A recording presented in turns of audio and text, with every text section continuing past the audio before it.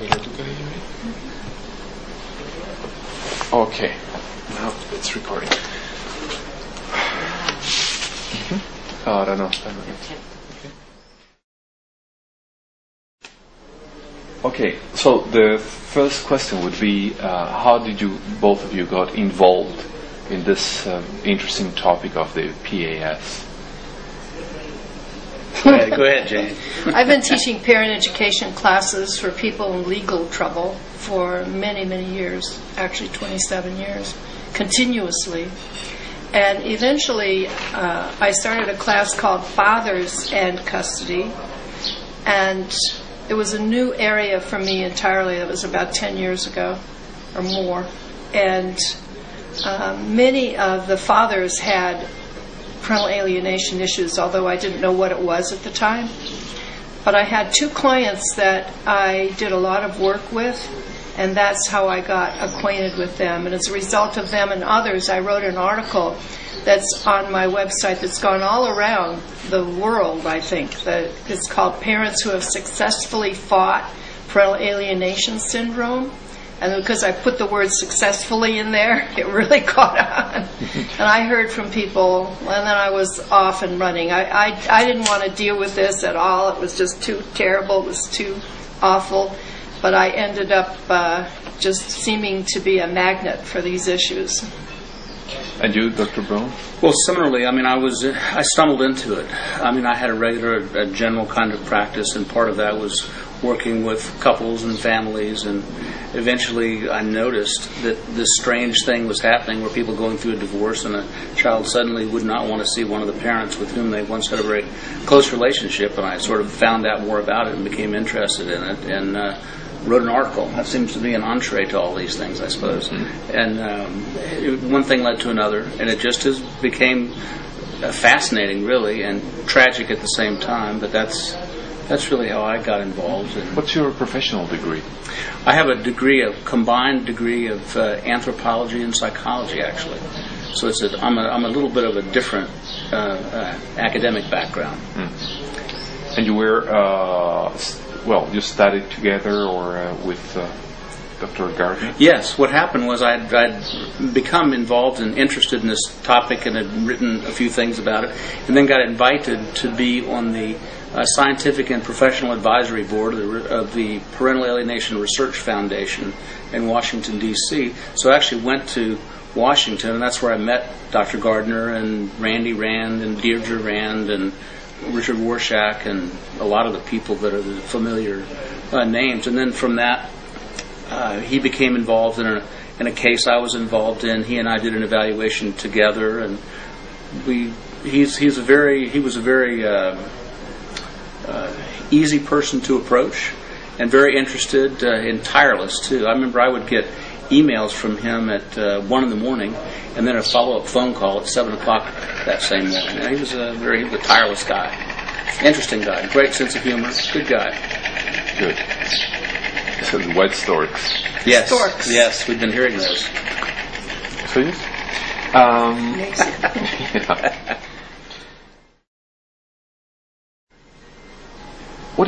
How could you, both of you, define, the PAS?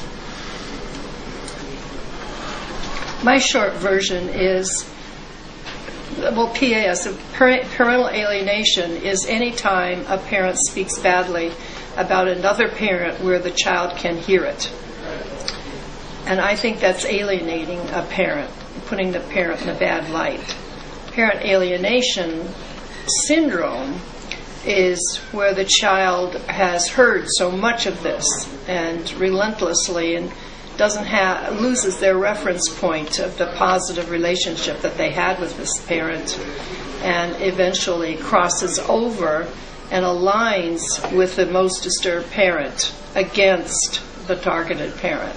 And I mean, really, the reason they do that, it's a fear-based thing. They're afraid. They're essentially taught that the other parent has abandoned them, and they're put in a divided loyalty situation where they feel like they've lost one, so they gravitate towards the other, and then that becomes the avalanche. I think the thing with the whole parental alienation syndrome, and Gardner is the one that coined that, of course.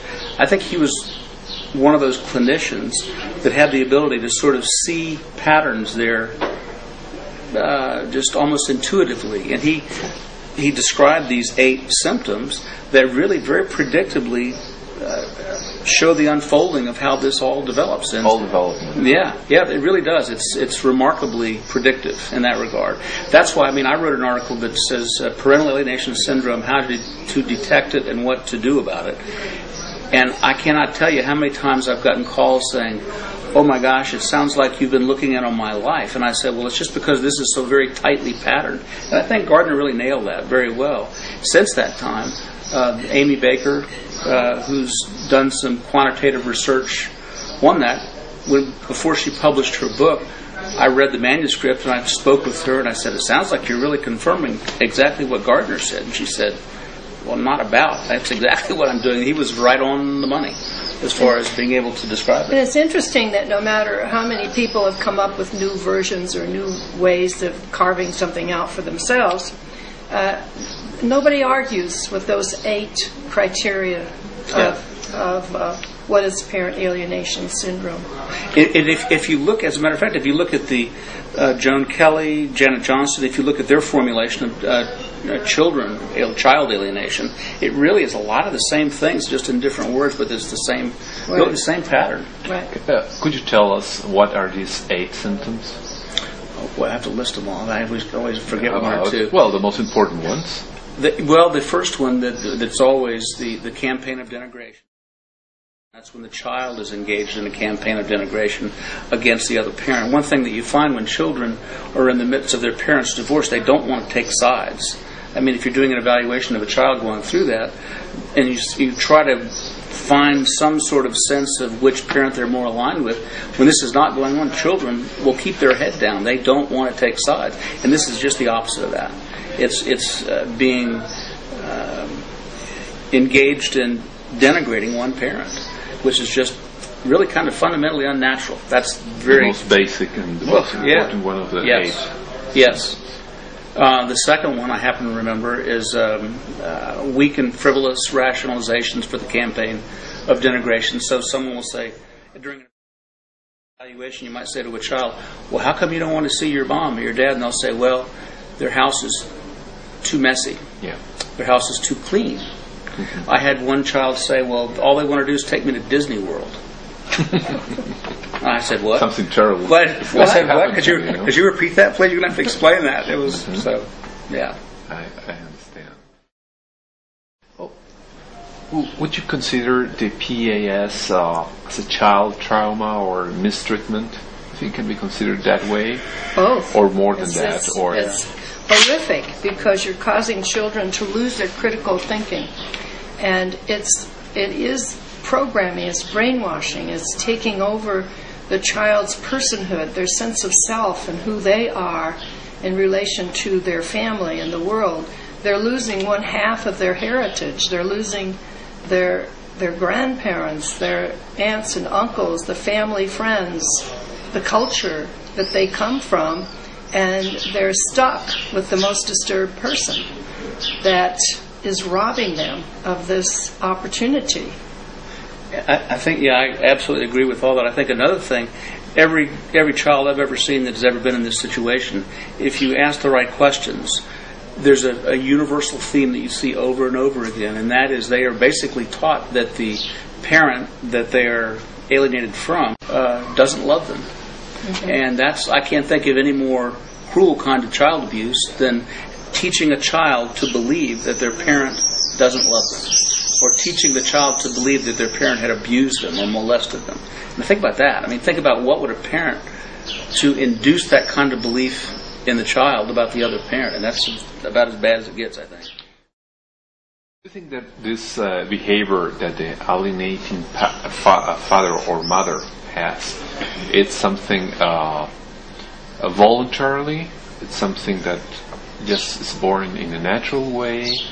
You think it's something that has a structure that goes from A to Z? Alienating parent? Yes. Yesterday I gave a presentation called The Pathology of an Obsessed Parental Alienator.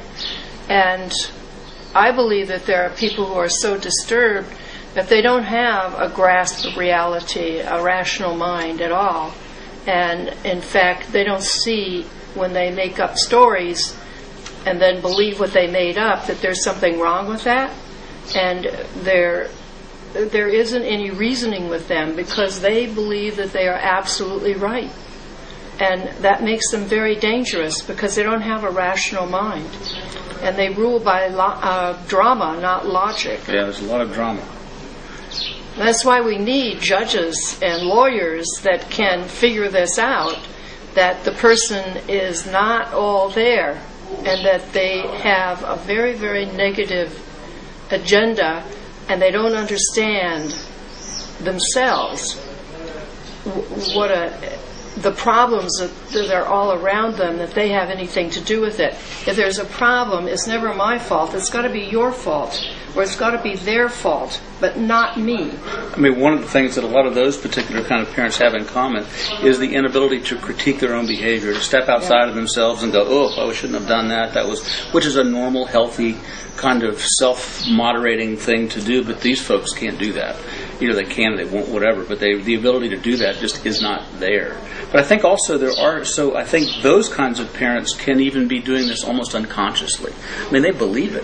They believe the stuff that, like Jane says, that they make up and then sort of carry on with that. And they make very believable witnesses because they believe it, even though they made it up. And they may not even realize that they made it up. But then I think you also have other parents that do it in a calculating way, that realize that what they say isn't true, and they're doing it for more really calculated reasons, because they're trying to have financial gain or something like that, or revenge or something. So I think it can be the whole range. Because that's an interesting question too. What are the causes, of the PAS? It's revenge. It's financial. It's what are the material, causes of the parents that affective. do that? Yeah.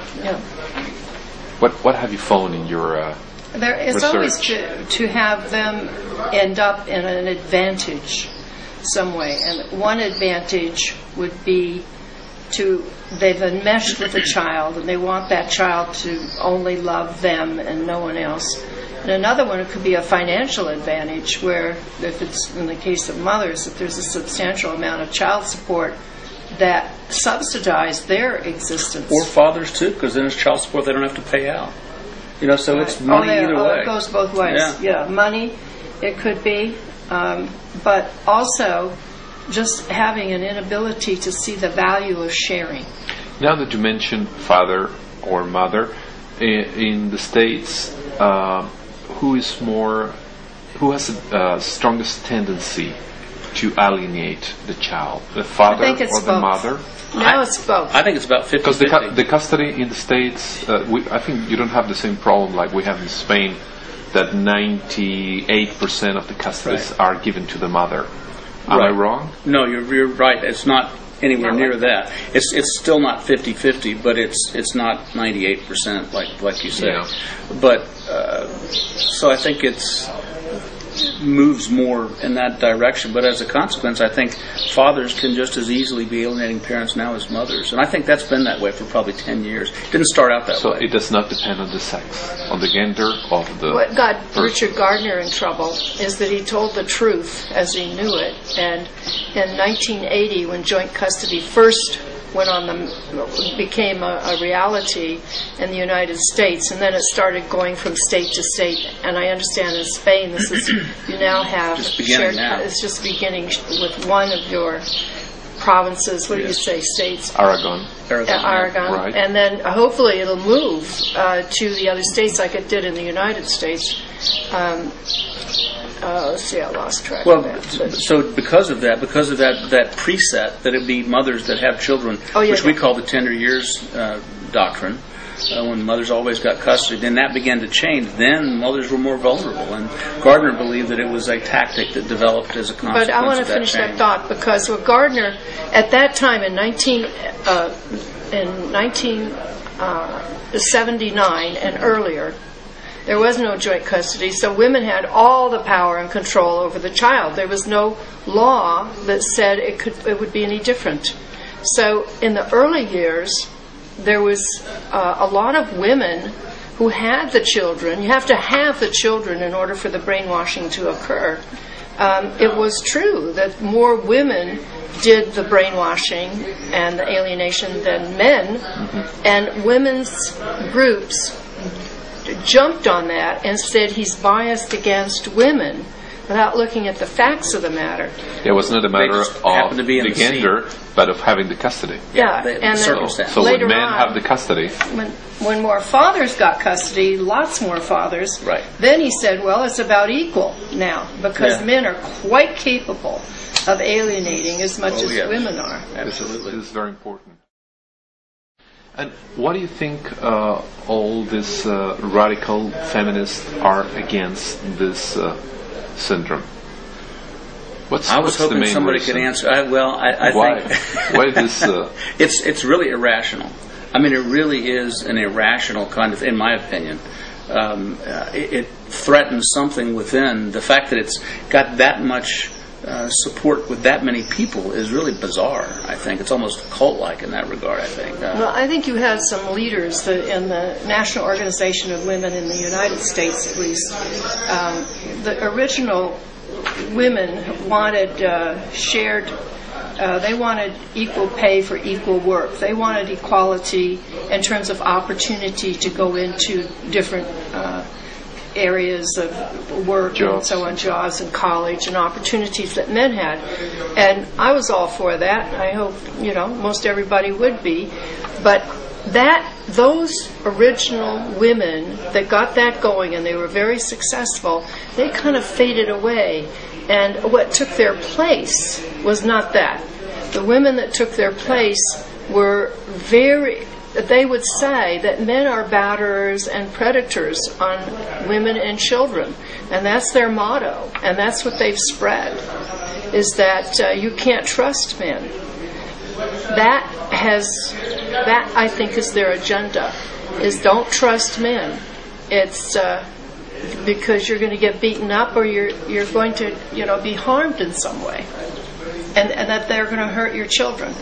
Which is just, to me, it flies in the face of evidence. It's irrational, but we seem to, as human beings, gravitate towards somebody to be afraid of. We have to be afraid of somebody in order to be okay. I don't. Maybe you could answer that.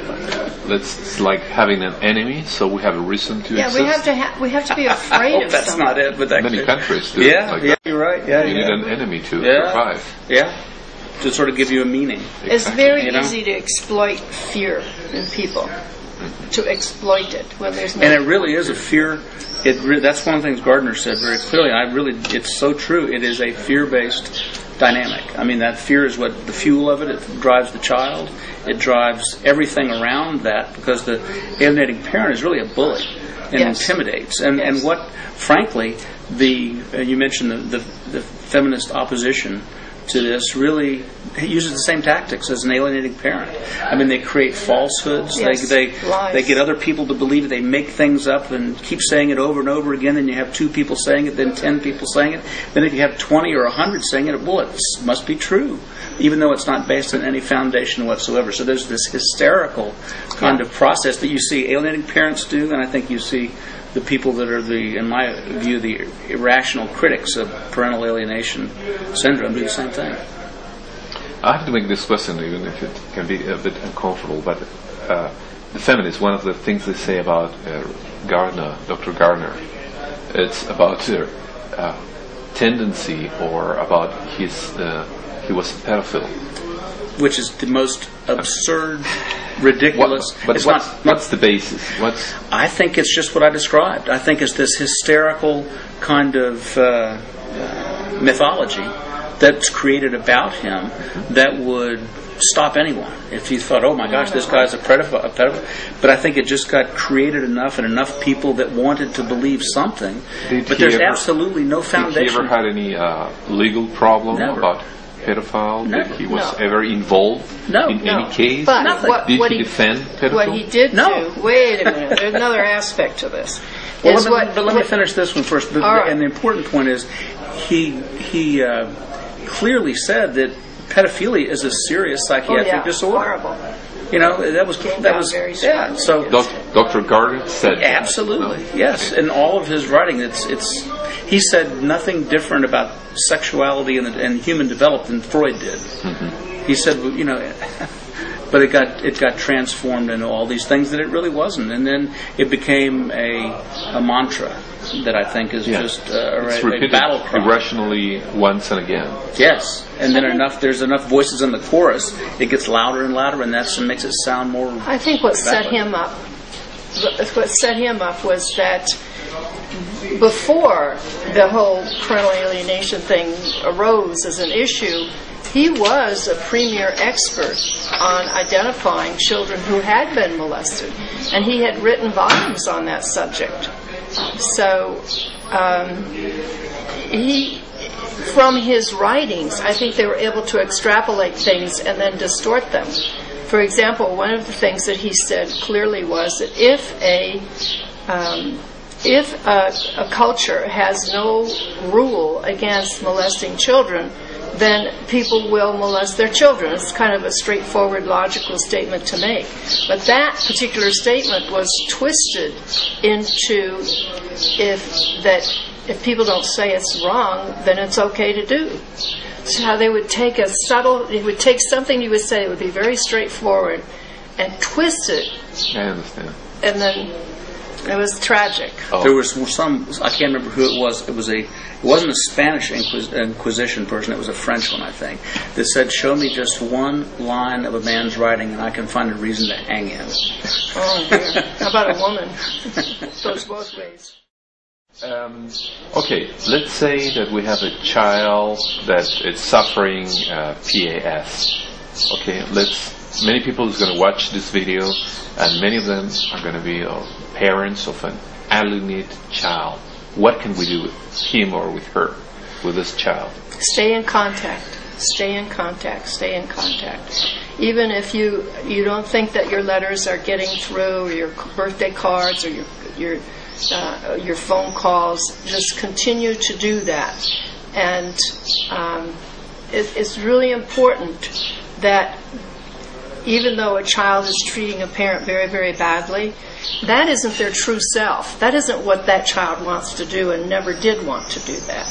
And so their true self has been overridden by this outrageous behavior. But deep down, they really want to know that that parent is there for them and loves them.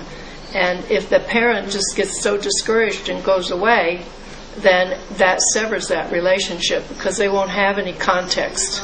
So in any way that you can think of, if phone calls don't work anymore, then write letters, write cards, or find ways to somehow stay in contact with that child. You keep in mind, a child's been taught that parent that they don't see doesn't love them.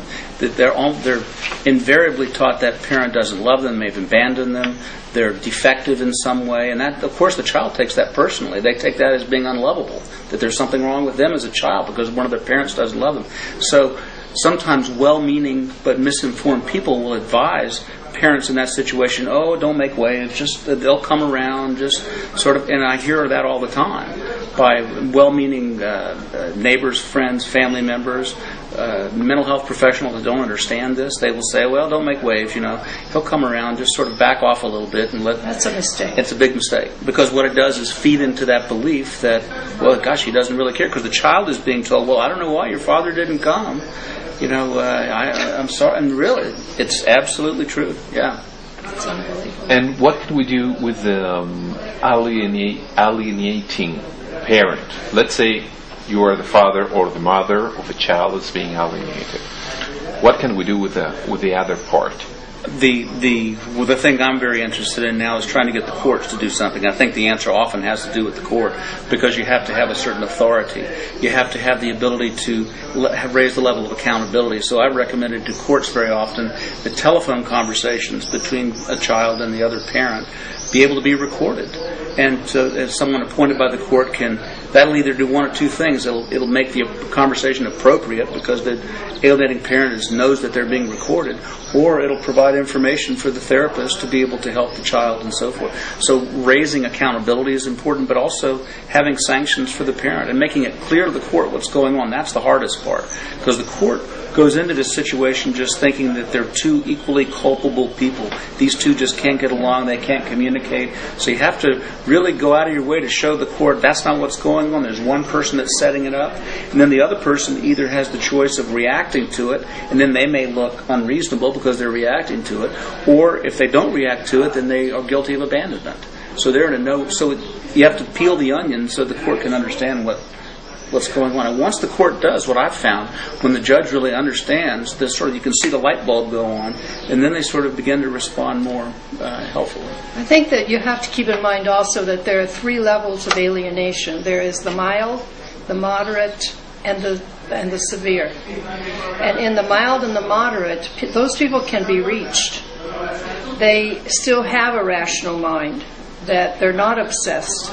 And in the mild, a lot of times all it takes is somebody to sit down with them, maybe a mediator or a parent education class, to teach them that this child, it's best for you if the child is shared. And this is how to share the child, so to bring some sensibility to it. And the moderate, they go ballistic every time they see the other person. People have a tendency to calm down and finally kind of get a grip, and the heat and the passion of the moment tends to settle down. But with the pathology of the obsessed alienator, it doesn't calm down. They're very disturbed, dangerous people. And that's an animal of another color, another type of thing, what to do. Yeah. One of the things that I found while I've been here in Spain is I think Jane Major thinks more about solutions and how do we solve the problem rather than how to escalate the problem. And I've taught parent education for years and years and years. The parents come with, whether it be from the Department of Children and Family Service or from family law, any number of different kinds of issues like that. And these are people that are taught what to do, how to be in a family, what is a healthy family. And many people have no clue what a healthy family is, what it means to do win-win problem solving, so I'm not having an advantage over you or you over me, and how to communicate in a way where you're actually talking about issues instead of trying to get one over. I know that a lot of parents have backed way off of the authoritarian method where I'm the boss, and I personally think that's a good thing. However, what's taken its place is a permissive way of raising children, well, whatever you think. And I think that never in the history of the world have we had a situation where children can determine so much about their own life without a parental guidance. And a judge is in a parental position over this family to say, this is what you have to do. You have to be an authority and help people understand the best way of doing things. So I think that parent education, anger management classes, and drug 12-step programs, alcoholics or drug anonymous programs are very valuable.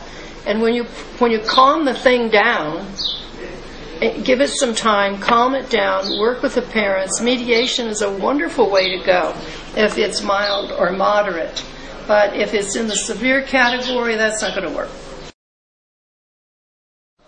What do you suggest to do then in a severe case?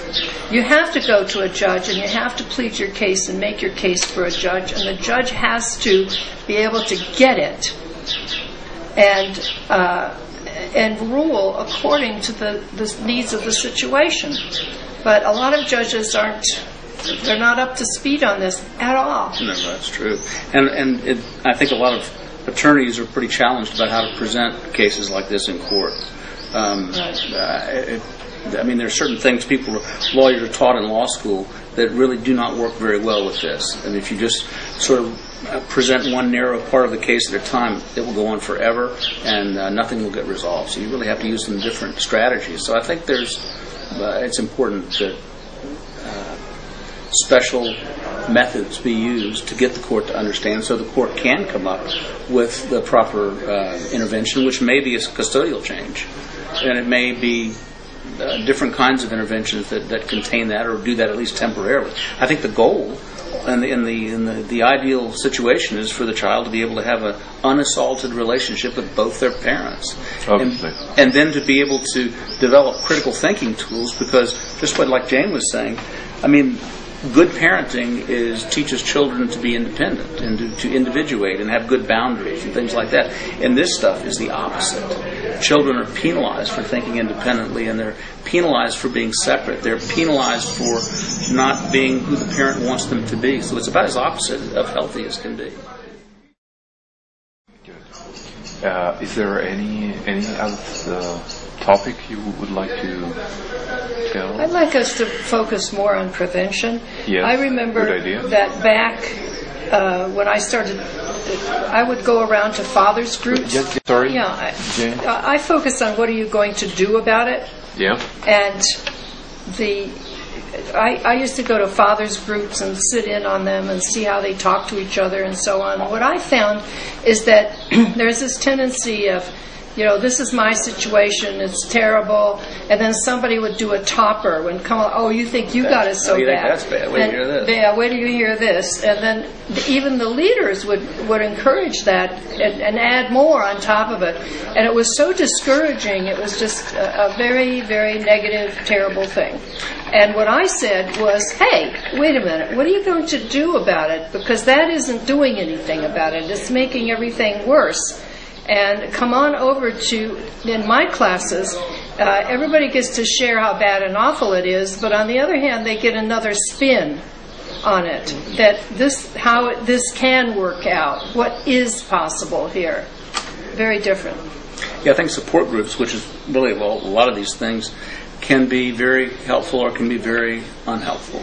I mean, I think there has to be that part of sort of getting all that out, but then you have to do something with it. I mean, there's an old hypnotic principle. That which you focus on gets larger.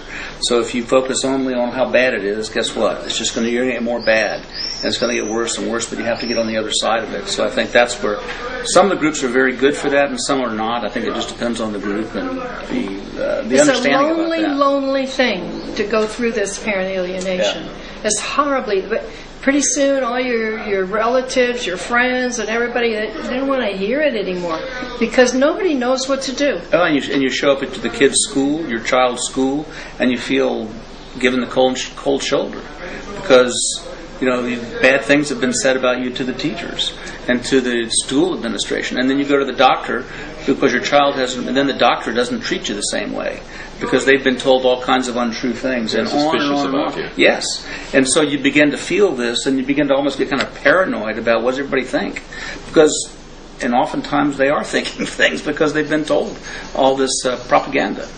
So it's very lonely. That creates a lot of loneliness. Yeah, they need a place to go where they can just vent. It creates a lot of loneliness. Yes, but I think the connecting up, as people do in different support groups and also organizations that are addressing this, that's one of the functions they do, is to not be alone with that and to recognize that I'm not the only one going through this. But I think, like Jane said, you have to go to the next level. You have to go, okay, fine, now let's go to what are we going to do about it in a positive way. Is that right? Yes. I agree. Okay. What about the DSM-5? It's a really thick book. and it's... I tried to learn it once, but I couldn't. As you know, it's being considered for inclusion. Yeah. And they reorganize the thing every time they write it, every decade, which is how often they write it. And so that is still sort of up for grabs. It won't be for 2 more years until it's finally... published. And we know. And it's hard to say. It's hard to say. There are lots of... It's a very slow, conservative process to... because it has to do with scientific information. So it oftentimes takes a very long time to get into those something like the DSM. I mean, there are lots of things in the DSM that are not included in the DSM, rather, that are sort of everyday parlance, like battered spouse syndrome. That's not in there, and Munchausen's by proxy is not in there, and all kinds of things like that. Battered women is not in there either, and it exists. Yeah. Battered men. Yeah, exactly. But right now, there's a big effort to lobby the committee for the DSM-5 to write your experience and what you think ought to happen.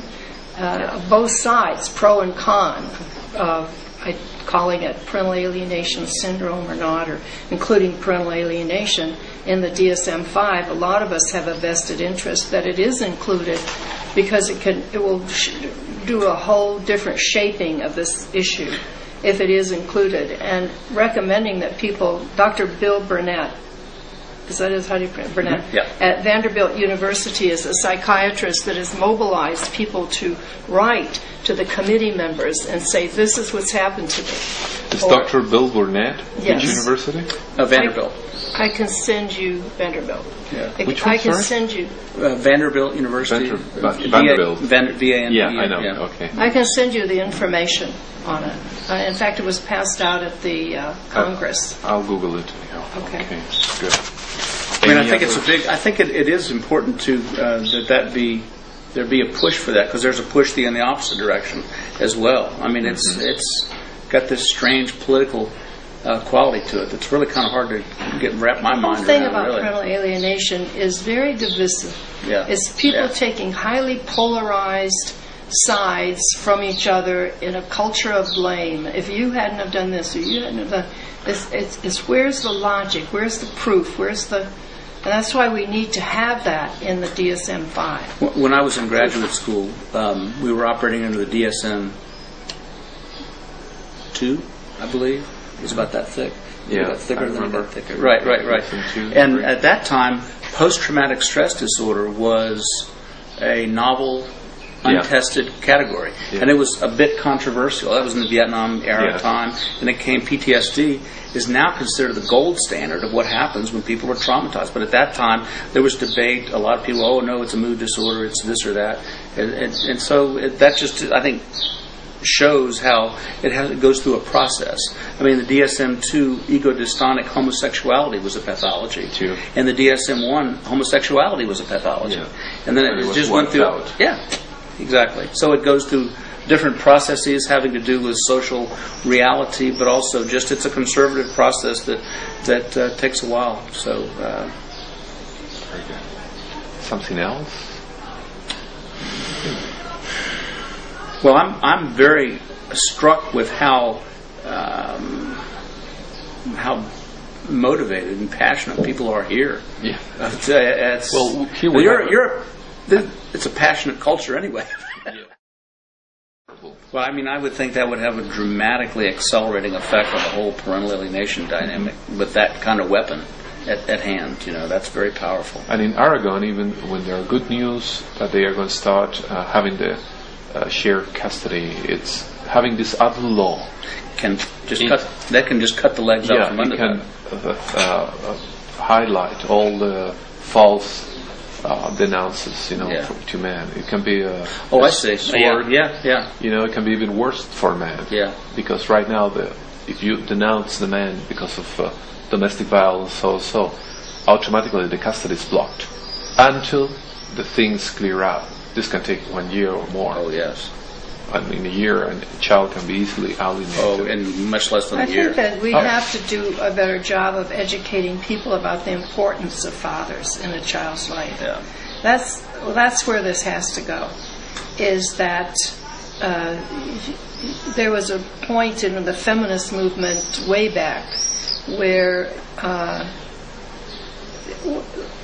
the role of the father was diminished. There was this kind of homogenizing the men and the women and their roles and so on, and it blurred over the incredible importance of what a father offers a child that a mother can't offer a child.